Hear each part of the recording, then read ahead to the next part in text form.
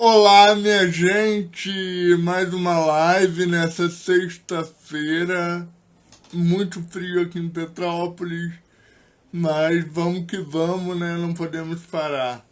E hoje eu vou conversar com um amigo muito querido, que eu fiz uma live com ele lá no perfil dele, acho que foi semana passada.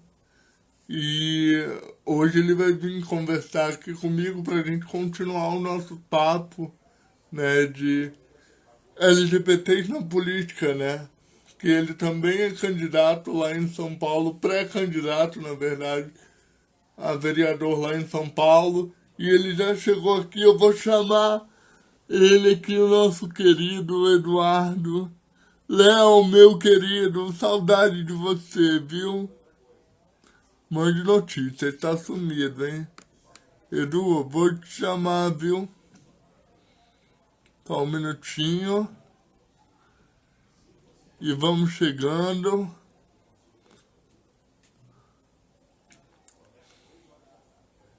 Só aceitar, meu querido.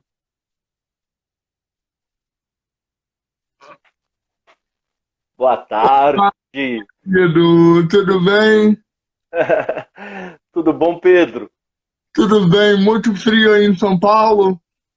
Ó, hoje saiu um sol, mas à tarde e à noite sempre faz frio. É, aqui também, tá um solzinho. Hum. Tá um solzinho, mas tá frio. É isso que eu tô falando, tá um friozinho, né? Petrópolis tá fazendo 10, 11 graus durante a noite. É, Tá aqui em São complicado. Paulo, principalmente as pessoas em situação de rua estão passando por momentos muito difíceis. Pois é, né, meu querido? E eu queria que você se apresentasse para quem não te conhece, enquanto o pessoal tá chegando aí na nossa live. Para quem não te conhece, te conhecer, as áreas que você atua, quem é você, essa pessoa maravilhosa que eu tive o prazer de conhecer nessa quarentena. Em primeiro lugar, eu quero agradecer muito esse encontro que nós tivemos. Você é uma pessoa muito inteligente, muito ativo naquilo que você faz e determinado. Eu espero que as pessoas ouçam a sua voz, as suas propostas assim que se efetivar a candidatura. É um orgulho imenso falar com você, ter te conhecido e espero de fato te receber aqui em casa quando você vier a São Paulo. Com certeza. Eu sou Eduardo Campos, eu sou professor, tive uma experiência na área da educação desde o ensino fundamental 1, ensino fundamental 2, ensino médio, EJA, ensino superior e hoje eu oriento mestrado e doutorado no estricto senso em educação. Né? Eu sou gay, socialmente assumido, ativista LGBTQIA+, aqui em São Paulo e também levanto a bandeira da diversidade humana, principalmente das pessoas surdas, cegas, cadeirantes, com síndrome de Martin Bell, Down, enfim, toda a diversidade possível, pessoas com nanismo, e eu trabalho com políticas e práticas de inclusão há 26 anos e sempre trabalhei com a chamada educação inclusiva. Sou candidato, pré-candidato aqui em São Paulo pela Rede Sustentabilidade e dialogando aí com o Pedro, porque a nossa luta ela tem que ser uma luta unificada pelos nossos direitos. Com certeza, né, Eduardo? E esse interesse por se candidatar, se colocar no meio político, surgiu como? Olha, na verdade, quando eu tinha 24 anos, eu não era da Rede Sustentabilidade ainda. Eu era ativista e militante no PT, né? A minha história, a minha formação política foi no PT. Eu fui candidato em Mogi das Cruzes, que é uma cidade da região metropolitana aqui de São Paulo, a vereador, e levantei a bandeira LGBT na época, que na verdade era GLS, né? Sim. Porque Mogi era uma cidade que cometia muitas violências simbólicas e físicas com o grupo GLS da época. Enfrentando esses preconceitos e por ter eu sou filho de mãe solo, tive que trabalhar para pagar meus estudos, em alguns momentos consegui bolsas de estudo. Nasci numa família de classe média baixa. Então, a necessidade... Fui educado na Igreja Católica, mas tive uma proximidade muito grande com aquilo que a gente chama de teologia da libertação e as comunidades eclesiais de base, né? Então, sempre ao lado das pessoas que têm uma luta, uma militância por um Brasil melhor. Então, o que me motiva hoje a ser pré-candidato e futuramente candidato a vereador, né, nessa eleição, é exatamente poder dar voz à população que é chamada de minorias em instância de poder. Somar voz. É engraçado, né, Edu? Porque eu me reparo muito, eu me vejo muito nesse seu discurso, porque a gente, né, aqui em Petrópolis, principalmente nas cidades pequenas de interior, né, Petrópolis não é tão interior assim, é uma cidade considerada grande, né, de grande representatividade, mas assim, em algumas pautas ainda a gente precisa avançar, né, e essas pautas são as pautas, né, da pessoa com deficiência, da classe artística petropolitana, que a gente tem uma classe artística super talentosa aqui na cidade, mas que não é empoderada, que não é visibilizada, né? E muitos artistas aqui da cidade têm que sair da sociedade para sobreviver da sua arte, por não ter valorizado, por não ter política pública, né, de grande valor aqui na cidade. A gente tem uma luta na sociedade civil através de Fórum Popular, de um monte de organizações que a gente luta para empoderar esses artistas, né, em relação a LGBT também. É uma pauta que Petrópolis tem um número de violência altíssimo contra a população LGBT e não temos política pública, ou seja, não temos voz, né? Então, eu me decidi a ser pré-candidato por ver a pauta da pessoa com deficiência e a pauta LGBT e a pauta dos artistas, que é a minha área, né? Eu atuo nessas três áreas, né? E na área da assistência social também, eu sou um estudante de serviço social.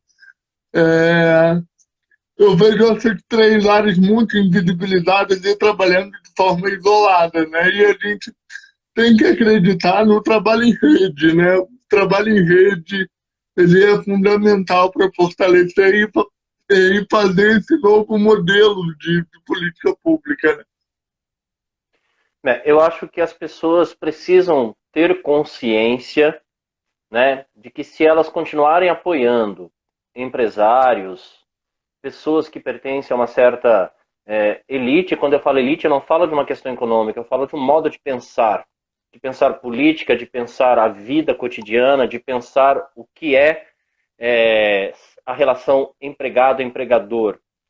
Se as pessoas não se conscientizarem de que esse é o momento para a gente ter uma renovação de pensamento, de proposta política, de método de ação, de tecnologia de mudança, vai ficar muito difícil, né, que a gente consiga, de fato, ter uma sociedade mais humanizada, mais justa e mais igualitária.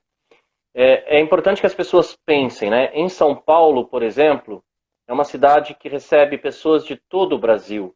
Mas recebem pessoas de todo o Brasil não muitas vezes porque essas pessoas querem estar em São Paulo.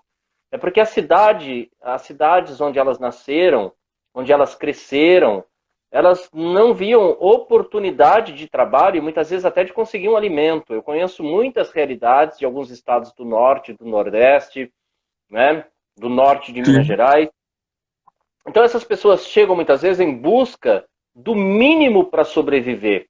E muitas vezes elas moram em favelas, embaixo de viaduto ou de terrenos que são invadidos. Existe uma crítica muito grande aqui em São Paulo em relação a essas pessoas. Desumanizam essas pessoas. Mas acho importante deixar claro, a semana passada houve uma reintegração de posse de um terreno, desinstalaram numa madrugada de frio centenas de famílias que habitavam aquele espaço.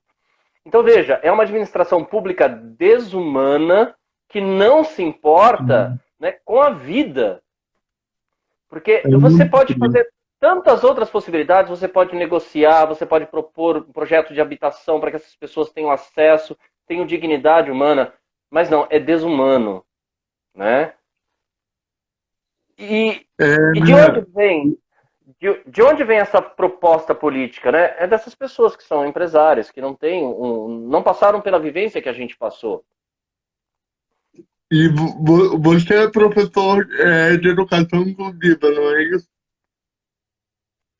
É, quando eu trabalhei no Estado, e eu sempre me dediquei à questão da inclusão na educação.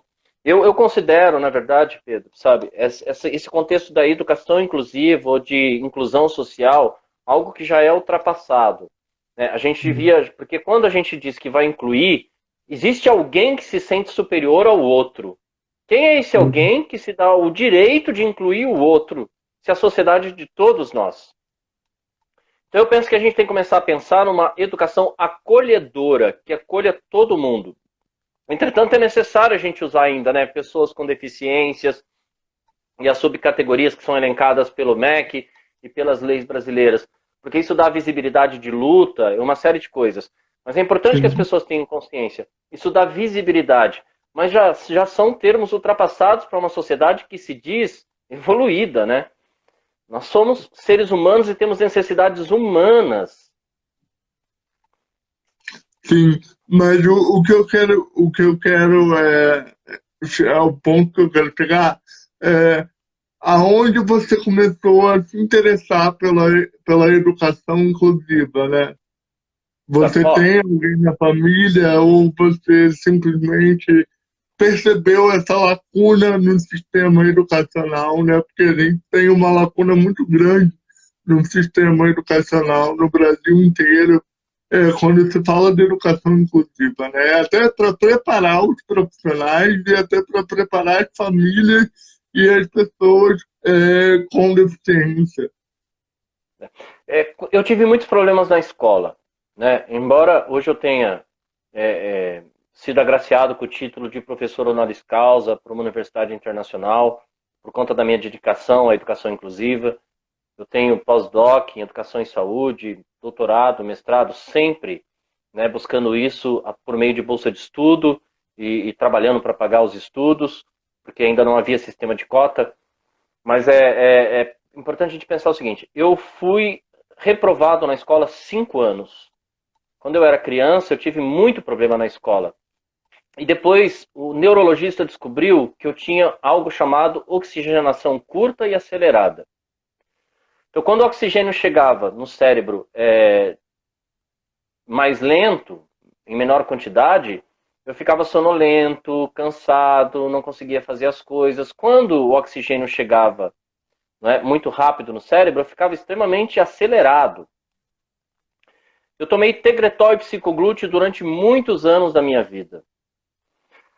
Até que eu fui entender o que eu era, e com 17 anos eu achava que eu era burro, porque eu não conseguia avançar na escola. Né? Então, isso foi muito doloroso. Quando eu me tornei adulto e fui tentar entender como é que o meu organismo funcionava, porque isso podia ser considerado, na época não tinha essa nomenclatura, deficiência intelectual, né? Podia ser considerado. Mas eu também me coloquei numa posição de refletir até que ponto a gente tem que aceitar essas imposições, né? No sentido de o outro dizer o que eu sou.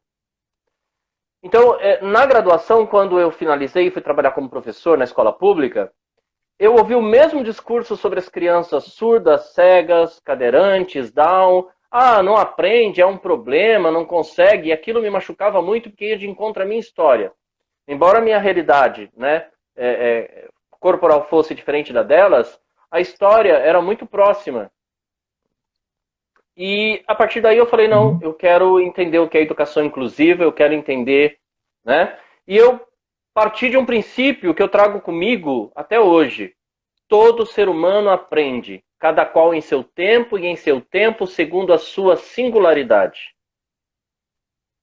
Sim, né? É muito importante você falar isso, né? Eu tô vendo a colocação do Leozinho aqui, ele falando, né, que o que acontece em São Paulo é a falta de planejamento, né?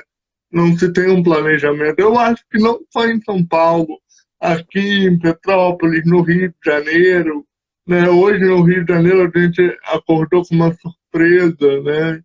Enfim, espero que o Brasil abra os olhos para a política nacional também, né? Mas para a gente abrir os olhos para a política nacional, a gente tem que começar cuidando do nosso município, né? Dos nossos municípios, das nossas cidades. E aí assim a gente vai cuidando do nosso país, né? E como eu estava falando, eu acho que a falta de planejamento é de uma forma geral, né? Porque, como você falou lá no início da live, é muito focado nos grandes empresários, né? E não se aproxima a política do povo propriamente, né? O povo não se reconhece na política. É um grande problema, né? A gente tem que desburocratizar esse acesso à política, né? E botar a política de novo com a cara do povo, né? Você sabe, Pedro, que esse momento do Covid-19, em que as pessoas ficaram em isolamento social em algumas cidades, eu pensei muito nessas questões, sabe? O Brasil, ele tem um planejamento, mas é um planejamento muito desumano, que é um planejamento, como a cidade de São Paulo, ela é planejada para as pessoas ricas, não é planejada nem para a classe média alta, que se sente elite em São Paulo, mas não é. Ela é planejada para as pessoas ricas, né? Então, quando você pega os bairros mais abastados, por exemplo, eles têm fácil acesso a muitas localizações privilegiadas de São Paulo. As pessoas não se dão conta disso. Quando você chega na periferia, em que você tem as pessoas mais pobres, a dificuldade para elas chegarem no centro da cidade para trabalhar demanda tempo, esgotamento emocional, físico, sabe, cansaço mental e o empobrecimento até pelo uso da condução. Então é uma cidade, é a cidade mais rica, né, da América Latina, mas que, na verdade, empobrece as pessoas. O mercado imobiliário em São Paulo é caríssimo, o metro quadrado de São Paulo é caro. E as pessoas precisam sobreviver, então muitas se submetem ao trabalho, muitas vezes para se manter, né, em nível de alimentação e vestuário. É desumano isso. Sim, e você falou, né, numa situação que agora a gente pensando na população em situação de rua, né? Eu, Uhum. aqui em Petrópolis a gente tem uns equipamentos que atendem essa população, mas não tem uma política de continuidade governamental, né? Eu queria saber como é aí em São Paulo, como é que você vê essa questão e como é que você pretende mudar essa realidade, né? Assim, como você enxerga a esperança em mudar essa realidade? Olha, em primeiro momento, quando a gente fala em população em situação de rua, a gente precisa pensar em duas coisas muito significativas, né? A população que já está na rua ela é extremamente vulnerável a tudo. A violência, a morte em função do frio, da fome, da contaminação por doenças. Mas também uma cidade que se preocupa com a vida humana vai pensar numa estrutura que não leve mais pessoas para se tornarem população em situação de rua. Né? Então é preciso também, né, você pensar, é necessário que se tenha um planejamento habitacional, né, que acolha as pessoas de baixa renda, principalmente, né, eu preciso falar isso, porque como representante da comunidade LGBTQIA+, eu acho significativo falar isso. É preciso também um programa de baixa renda municipal que atenda principalmente as mulheres trans que trabalham como profissionais do sexo. Por quê? Claro.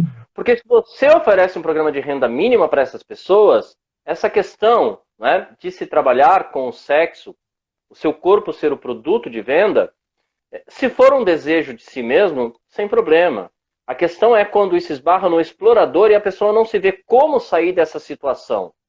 Então, se você tem um programa de renda mínima que atenda essas pessoas e atenda também a população de rua, você já tem um princípio aí de humanização e de acolhimento para que essa pessoa possa ser reintegrada à sociedade. Uma outra questão são as casas transitórias, ou as casas para que eles possam dormir. As casas de Aqui, então, passagem, né? as casas de passagem, elas não, elas separam as famílias. Então, são casas masculinas e femininas. E se uma pessoa está em situação de rua, né, é, é um desrespeito, porque você descaracteriza aquilo que tanto se prega no Brasil, que é a família, né? Por quê? Você está morando com a sua família na rua. Você não quer deixar sua esposa numa casa e sua filha numa casa e com outra, com a outra parte da família para outra casa. Você tem um animal de estimação, você tem direito a isso. Você tem que deixar seu animal de estimação para fora, né?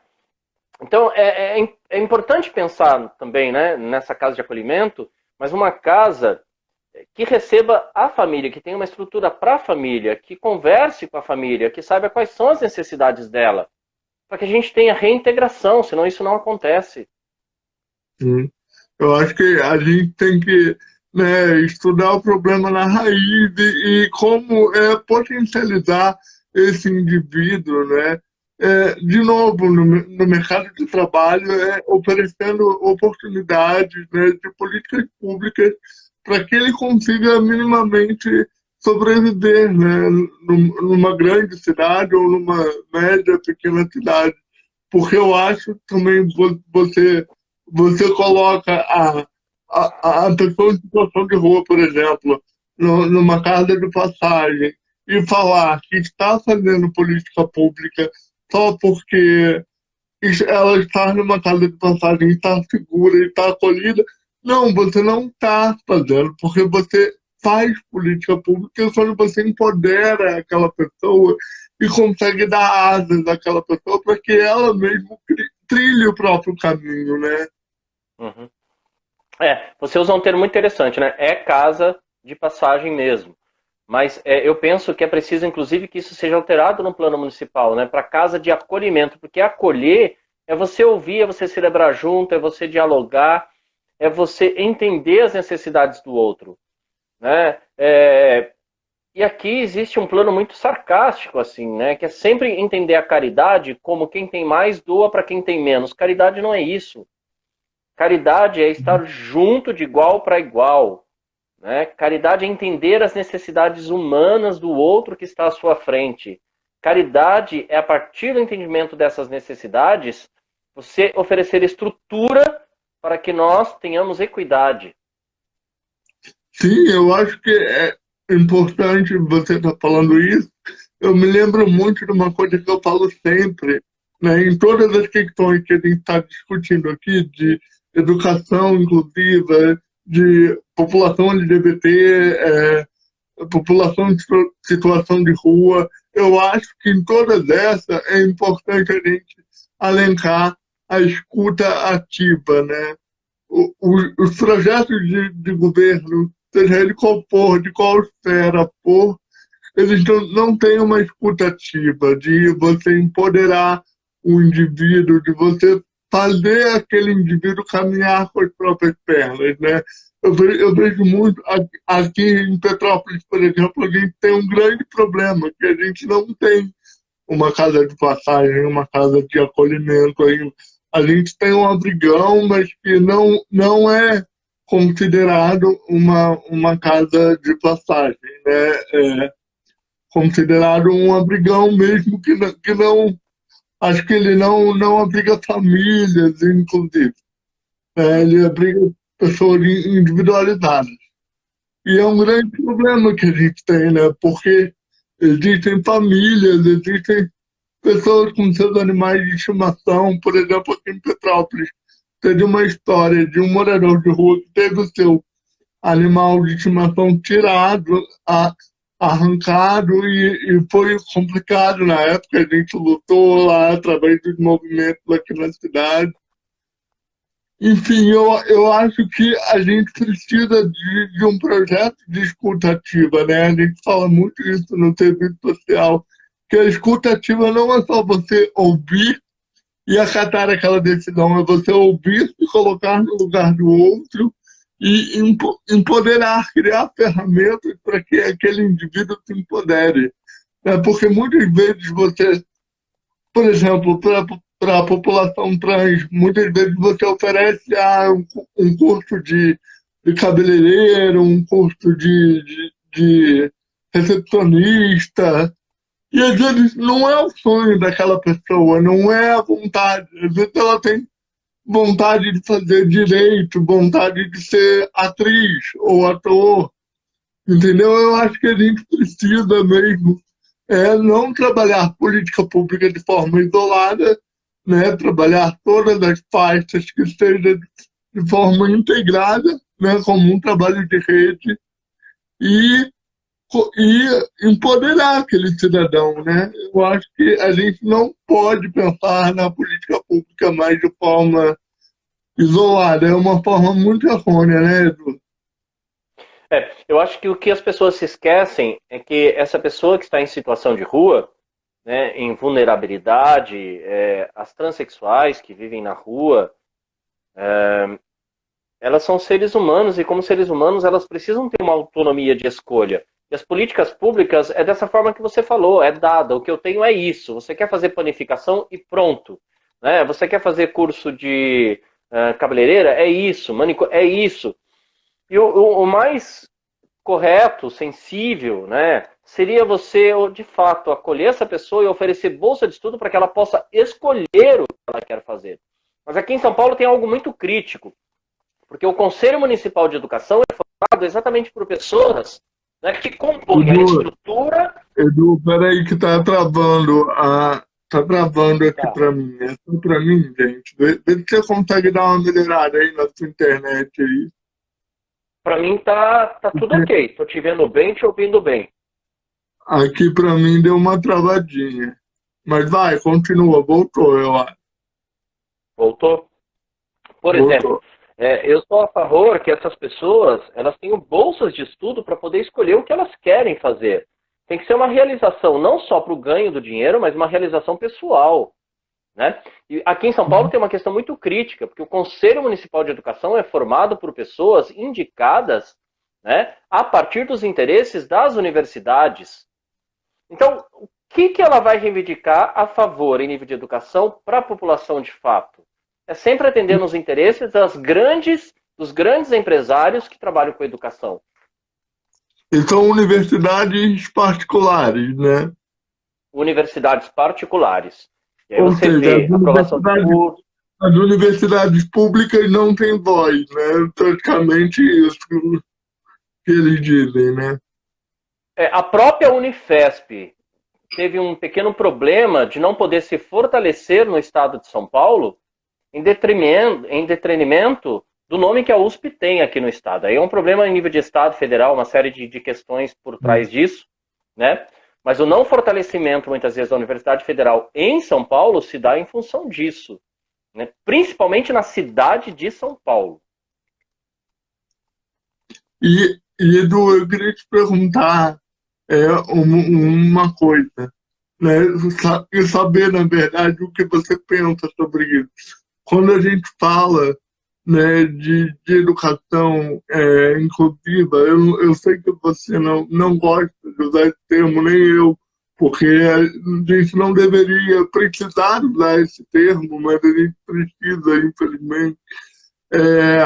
Muitas vezes tá se focando só no período educacional e não no e não empoderando aquela família, fazendo entender aquela pessoa com deficiência e descobrindo junto no processo educacional qual é a sua potencialidade, qual é o seu o seu o seu dom, o seu valor, aonde ela pode, né, florescer de fato. Eu costumo falar que eu tive uma educação regular, né, mas eu tive dois colégios que me empoderaram muito como cidadão e como pessoa.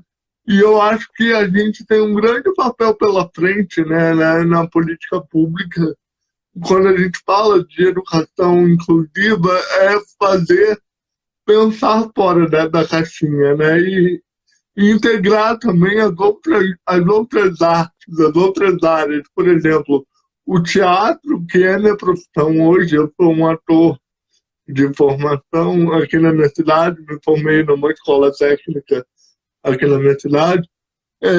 Ele foi um grande processo de sociabilização na minha carreira, na minha vida escolar, né? Então, eu queria que você falasse um pouco dessa importância da gente explorar outras áreas e não ficar fechado na casinha do sistema educacional que oferecem para a gente.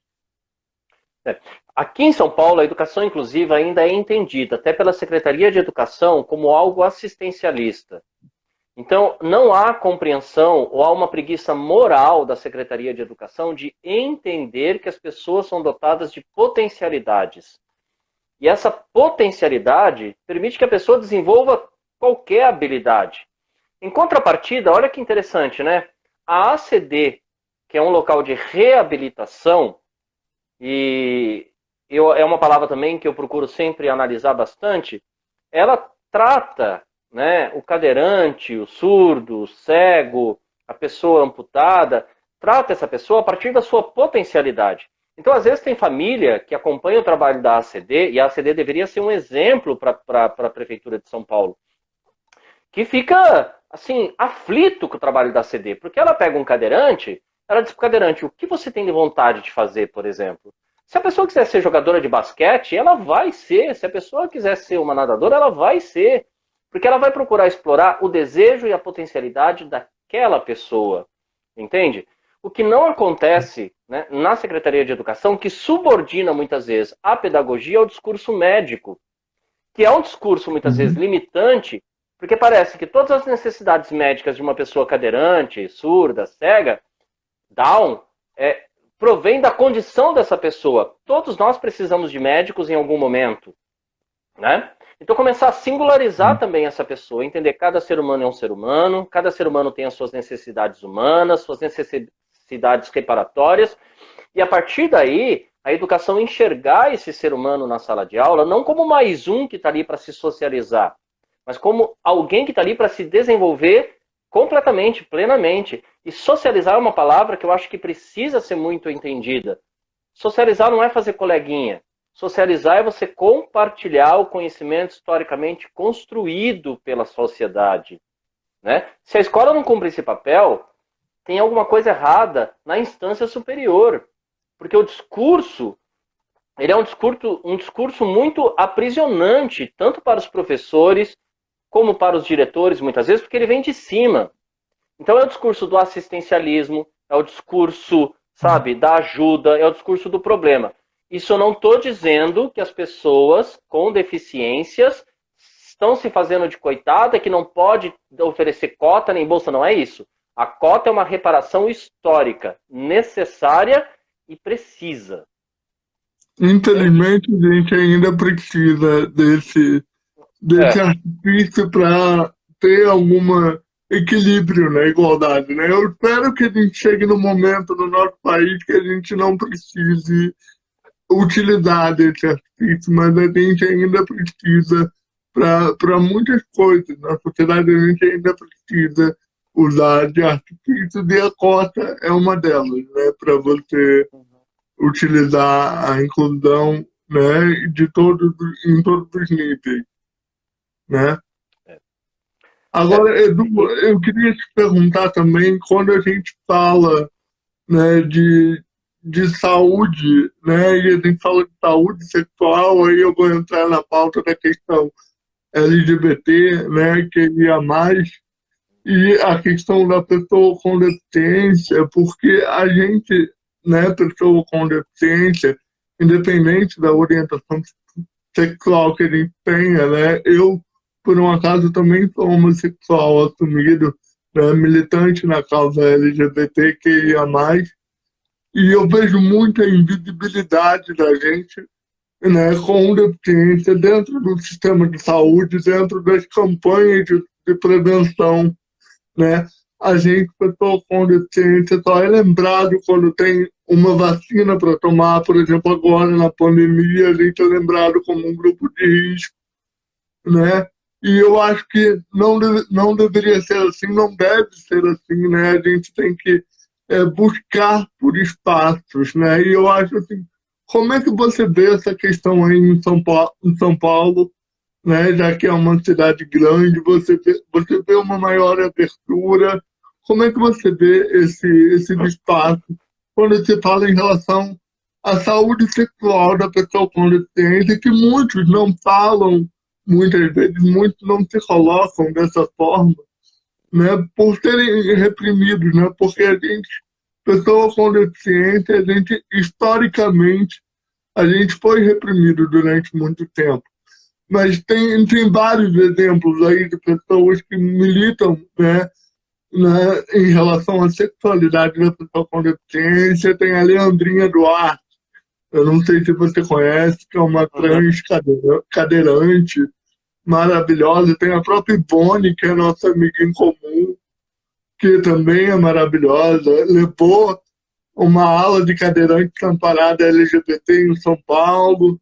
Eu queria que você falasse sobre isso, como é que está essa pauta aí em São Paulo para você, e já que você é um militante LGBT Então, também. olha, mesmo quando se trata da heterossexualidade das pessoas com deficiências, né, é bastante interessante pensar nisso também. Quando se trata de sexualidade, até do ato sexual, existe uma invisibilidade das pessoas com deficiência, porque as pessoas não reconhecem a diversidade, muitas vezes, nesse grupo social. Por exemplo, outro dia eu estava conversando com uma amiga, com a Simone Santana, falando sobre a sexualidade da pessoa Down, né? As pessoas não param para pensar que um ser humano Down, ele pode ser homossexual, ele pode ser bissexual, ele pode ser heterossexual, ele pode ser transexual. É como se ele não tivesse desejo, como se ele não tivesse orientação, como se ele não tivesse construção de identidade, né?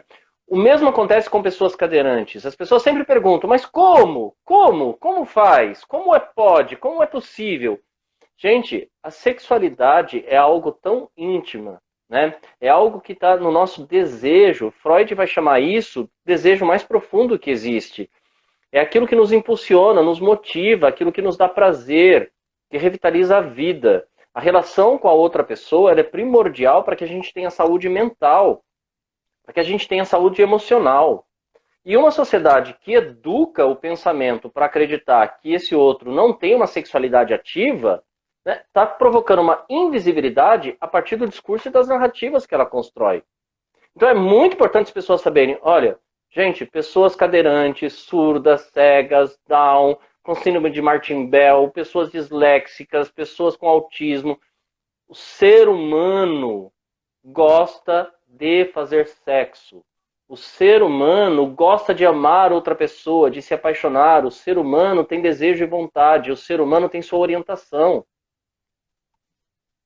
Sim, e é importante falar que a gente não está fazendo campanha promiscuidade. Eita, quase não saiu a palavra, porque muitas vezes a gente, as pessoas confundem também, tipo, a pessoa com deficiência vai cair na promiscuidade e vai se perder, enfim, não vai. Não, a gente está falando independente. Eu gostei muito de uma fala que eu vi aqui, né, do Léo Moreira, meu amigo, quando ele fez uma fala aqui, mas eu vou falar o final. Quando você tira a forma, né, e você enxerga a pessoa, independente da forma que ela seja, né, você enxerga um indivíduo, né, independente da limitação que ela tenha, independente do que ela precisa, porque necessidade especial todo mundo tem, né? Hum, Todo mundo tem de uma certa forma. É o que ele colocou aqui, quando você tira a forma, todo mundo se torna especial de alguma forma. uhum, Né? Então é você tirar essa forma, e naturalizar esse debate, né? Porque eu acho que a gente não está fazendo campanha aqui para as pessoas fazerem A ou B, mas a gente está falando de um debate da naturalização dos diálogos, né? Que eu acho uhum. que a gente precisa falar sobre isso. Uhum. Né? A própria Ivone, numa entrevista que ela deu junto comigo, ela fala que a primeira consulta ao ginecologista que ela teve foi com 40 anos de idade. E hoje ela está com 50 anos de idade. Então você vê o perigo que é isso, né? Você vê o perigo que é a pessoa com deficiência, ela não se enxergar como um ser que precisa ser cuidado. Mas esse processo educacional, né, do não cuidado por exemplo, de uma medicina íntima, de um aconselhamento, de prevenção a DST, ou então do cuidado de si mesmo, né? Isso é algo que foi enraizado muitas vezes na própria cultura familiar, né? De achar que a pessoa não vai ter uma vida sexual, a pessoa não vai ter uma identidade sexual, que a pessoa não vai ter um comportamento. E é importante a gente pensar também, né? Assim como há pessoas que não são declaradas como pessoas com deficiência, que são promíscuas e não são promíscuas, e tem gay efeminado, gay masculinizado, pessoas que são queers, enfim, também, né? As pessoas com deficiência, se elas quiserem ser promíscuas, elas têm direito de ser, ué. Se ela quiser ir pra balada todo dia, ficar com 5, 6, 7, ela tem esse direito, né? É o direito dela sobre a personalidade e a vida. E aí vai de todo o processo, a religião que ela tem, o conceito moral que ela traz para a vida, as escolhas que ela faz para si, os riscos que ela corre ou não. E quando eu falo risco, eu não falo só de DST, eu falo de riscos, sabe? Riscos emocionais, de sofrimento, que mexe muito com a nossa saúde, né, mental e emocional. São escolhas. A grande questão é quando a sociedade, na sua estrutura, não permite escolhas porque tira a autonomia própria e constitutiva do ser humano. Ou julga, né, as próprias Ou julga. escolhas, né? Porque a sociedade tem esse critério de julgamento ainda muito enraizado na sociedade, principalmente quando a pessoa tem alguma deficiência ou tem alguma limitação aparente.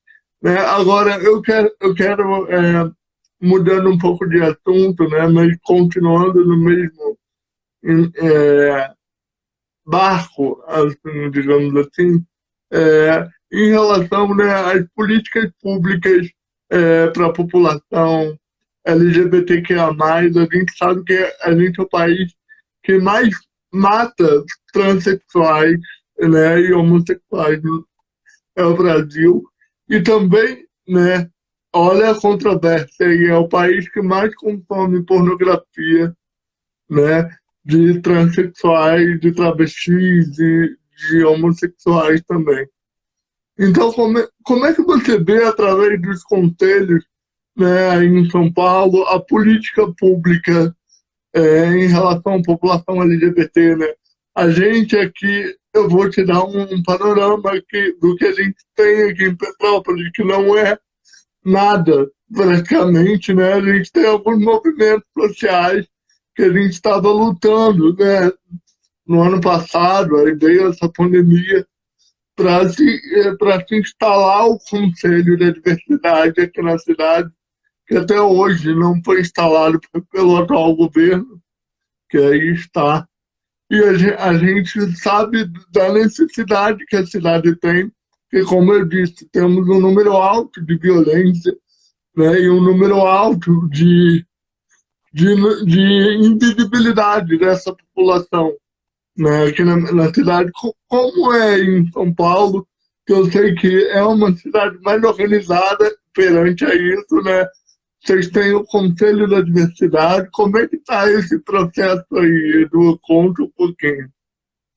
Então, existe conselho, mas a gente precisa pensar, não é? Quem é beneficiado muitas vezes por ele e como são as discussões. Bom, São Paulo tem a maior parada gay do mundo ainda, né? Só que São Paulo já é uma cidade diversa. O homossexual que vive no centro, próximo dos points gays, né? E o homossexual que vive na periferia da periferia, porque é muito importante a gente pensar assim, olha, eu moro na Zona Leste, Eu trabalhei durante 6 anos na Zona Sul de São Paulo.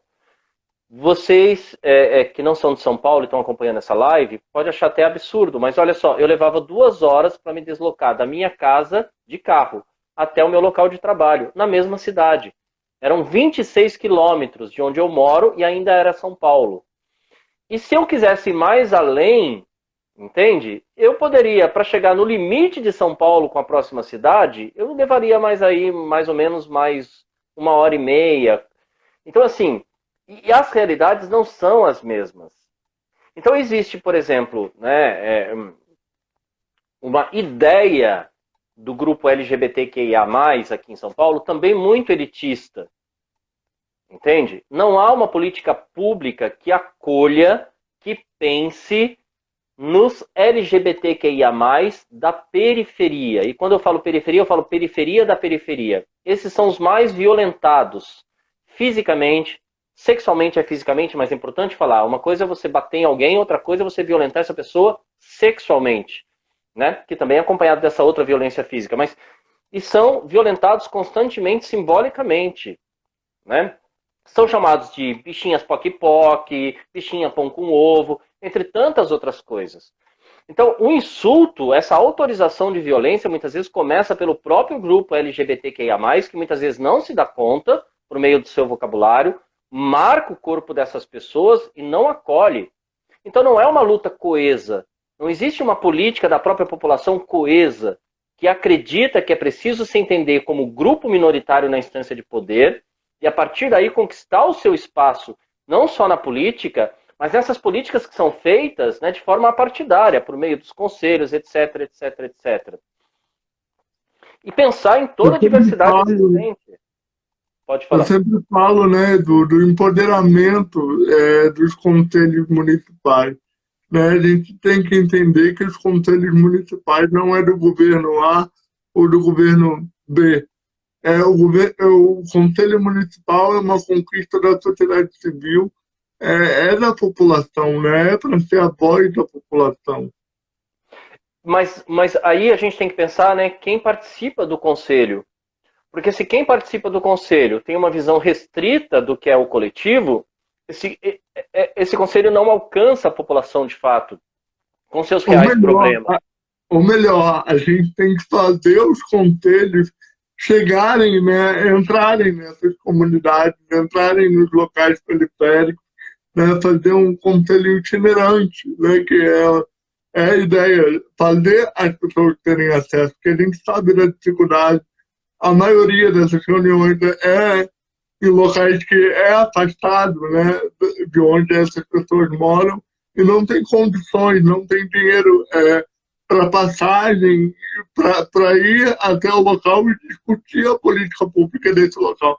Então, o melhor é você ir até o local e conhecer aquela realidade de fato ali ao vivo, né? Uhum. Pedro, aqui em São Paulo, por exemplo, e eu não estou falando de favela, eu estou falando de bairro. Tem bairro que a projeção da rua não permite que um caminhão passe por ela, né? Então são bairros, mas formados por várias vielas, só para entender, né? Então é preciso compreender a estrutura da cidade também, todas as suas variações possíveis para se fazer um planejamento de acesso até o outro. Por exemplo, a gente está falando da população LGBTQIA+, independente dela ser, né, formada por pessoas com deficiências ou não, mas as pessoas com deficiências que pertencem ao grupo LGBTQIA+, ou não, a grande dificuldade dela, por exemplo, quando ela nasce num bairro de periferia, é chegar até o centro ou ter acesso a uma instituição de ensino superior, porque a própria estrutura da cidade não permite, principalmente um cadeirante. Quer dizer, nem todos os bairros são atendidos ainda por ônibus adaptado. E quando essas pessoas são atendidas por ônibus adaptado, esses ônibus têm horários específicos. Então, olha só, se eu chego na universidade em 1 hora, 2 horas, essa pessoa tem que se adequar ao ônibus que é oferecido. Muitas vezes ela fica 2, 3 horas a mais. Era comum, quando eu trabalhava na Universidade da Zona Sul, os alunos cadeirantes saírem, passarem a catraca da universidade, enquanto os demais alunos não cadeirantes estavam indo embora para casa, eles estavam esperando, né, o ônibus adaptado chegar para poder pegá-los. Então isso demanda tempo, isso demanda uma maior dedicação, isso demanda cansaço físico, mental. Você se sente no seu interior insultado, desrespeitado. Isso não é levado em consideração. Então, é uma administração pública excludente, elitista, que não respeita a condição humana em sua diversidade. Entende? E são coisas que não são discutidas. O Heitor Werneck, que é alguém com quem eu dialoguei, ele tem um trabalho social muito importante aqui na cidade. Principalmente, ele dá assistência a pessoas em situação de rua que são trans. E é o que ele falou, né, não se tem uma política pública de pensar, por exemplo, levar um preservativo para essas mulheres que trabalham na rua, que estão na rua à noite, um agasalho, um alimento, um gel. Isso é necessário para uma relação, para sua segurança física. Não tem. Sim, claro, com certeza, né? Eu tô lendo aqui os comentários, né? O pessoal falando que a solução, de repente, seria os conselhos online, né? Mas aí a gente tem um grande problema, né? As comunidades também não têm acesso à internet, né? Muitas comunidades, às vezes, periféricas não têm acesso à internet, né? De forma adequada, de forma que deveria ser, né? E eu estou vendo aqui uma frase do Paulo Freire que o Léo comentou, né? Quando não. Peraí, que subiu aqui. Opa! É. Quando Quando a a educação não é educação. libertadora, Pode falar. pode ler. Quando a educação não é libertadora, o sonho do oprimido é ser opressor. É como diz Léo, Paulo Freire, né? Eu acho é, que a gente tem grandes desafios aí, né, Edu, de você colocar a educação de forma libertadora. Ele até deu uma sugestão acima que, né, os conselhos deveriam fazer inscrições, né? Ir nas comunidades fazendo inscrição das comunidades. Aí existe um trabalho também que é de boa vontade do serviço público, né? É querer fazer esse serviço, é querer ter esse alcance também, né? Que eu acho que também tem que ter o outro lado de você querer fazer, né? Porque a comunidade ela quer participar, mas ela precisa enxergar também que o outro lado quer que elas participem. eu acho que você trouxe algo muito significativo e é isso que eu estou dizendo, sabe? O grupo LGBTQIA+, talvez não tenha se dado conta, né? Mas é preciso que se tenha uma maior união, de fato, de enfrentamento de política pública e um acolhimento mais abrangente de todas as pessoas que compõem esse grupo, fazendo uma avaliação da sua real necessidade, né? Eu tive um aluno, homem cis, mas que pintava a unha, homossexual, gostava de usar batom, e muitas pessoas questionavam o lugar dele, por exemplo, no curso de pedagogia, como se ele não pudesse ser um pedagogo, porque o modo como ele performava socialmente era esse. Porque não pode? Ah, mas ele vai trabalhar com crianças, e qual o problema? Se a gente não mudar nosso pensamento, a gente nunca vai acolher de fato a diversidade humana, né? O Del Santos disse algo tão importante para mim na live, né? Quando perguntaram para ele, falaram para ele, eu gosto mais de você de menininho do que de mulher. Ele virou e falou para a pessoa, e do meu trabalho, o que você acha? Porque não é como você se apresenta socialmente, é o que você é por dentro, o que você é enquanto habilidade, enquanto competência, enquanto pessoa. É. Edu, a gente está chegando ao finalzinho da nossa live. Ah, Foi muito bom esse papo, assim, muito esclarecedor. Eu acho que a gente tem muitos desafios pela frente. Boa sorte para nós. Eu acho que a gente precisa unir, né? Eu trouxe você aqui que, independente de cidades diferentes, de partidos diferentes, eu acho que a gente precisa se unir, né? Entender que a política pública só funciona quando todo mundo se dá as mãos de verdade para transformar o Brasil e transformando o Brasil e transformando as nossas cidades, na verdade, a gente vai estar transformando o Brasil. Então eu quero te agradecer e deixar aí 5 minutos finais para você fazer as suas considerações finais e me acompanhem aqui no Instagram, no meu canal do YouTube, na minha página no Facebook, @Mundo Pedro Fernandes. essa live vai estar lá salva para vocês. Obrigado quem participou aí. Pedro, eu quero agradecer muitíssimo essa oportunidade. Mais uma vez eu quero agradecer dessa amizade que nasce ainda que à distância, porque os pensamentos são próximos, os pensamentos são a nossa força e a nossa voz consegue atravessar essa fronteira para se encontrar e ganhar visibilidade. Eu quero pedir para as pessoas aí de Petrópolis, né, apoiem a pré-campanha do Pedro, ouçam o Pedro, conheçam o Pedro, porque assim, nós precisamos ocupar o nosso espaço na instância de poder para mudar essa política do jeito que está. Eu sou Eduardo Campos, sou pré-candidato aqui em São Paulo pela Rede Sustentabilidade. E a gente está aqui dialogando independente de partido, porque a gente tem vontade de fazer, né, e de lutar junto por algo mais sensível. Eu acho que o que falta é a sensibilidade e começar a sentir a dor do outro. Você não precisa ser homossexual para sentir a minha dor. Você não precisa ser cadeirante para sentir a dor. Você não precisa ser down para sentir a dor. Você não precisa ser uma mulher para sentir a dor da mulher. Você não precisa ser negro para sentir essa dor. E se a gente entender isso, embora uma colega tinha falado, mas o seu discurso é muito dolorido. Não, não é. É que se a gente entende a dor do outro antes de passar por ela, a gente cresce como ser humano e faz uma política pública voltada para a realidade da nossa sociedade. Pedro, obrigado. Obrigado para todo mundo. Obrigado, Léo. E ver você aqui falando mostra que a gente ainda tem que ter esperança, né? E que São Paulo, que é uma cidade linda, tem uma pessoa aí de confiança, que quer dialogar, que quer mostrar que dá para fazer uma política sensível, uma política do povo. Então, meus amigos de São Paulo que estão assistindo essa live também, ó, tem uma opção de voto, votem em Eduardo, porque, como ele falou, independente de partido, eu acho que a gente tem que dialogar e transformar o nosso Brasil, né? Eu acho que é isso. Obrigado, Edu. Beijo. Beijão, meu No seu amor. coração. Beijo para todo mundo. Obrigado. Beijo, obrigado a quem assistiu, obrigado, adorei. Essa live vai ficar salva. E um beijo, saúde para todo mundo.